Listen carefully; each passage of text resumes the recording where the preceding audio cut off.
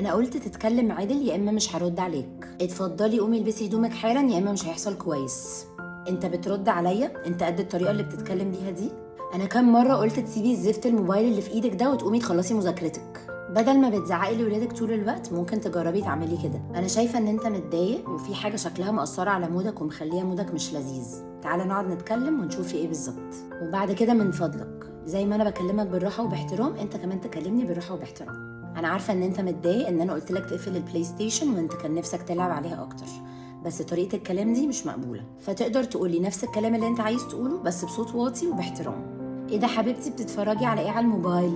ايه ده وريني الفيديو ده. ايه ده لذيذ قوي. طيب بصي اتفرجي 10 دقايق كمان وبعدها بليز نقفل الموبايل عشان نقوم بقى نذاكر. كفايه اوكي؟ كل ما نحترم ولادنا ونتكلم معاهم بالراحه وباحترام كل ما مع الوقت ده هيبدا يجيب نتيجه. كل ما بتزعقي كل ما بيبعدوا عنك اكتر. كل ما بيحسوا باحترام كل ما هيحترموكي اكتر وممكن كمان يسمعوا الكلام بس عشان الاحترام.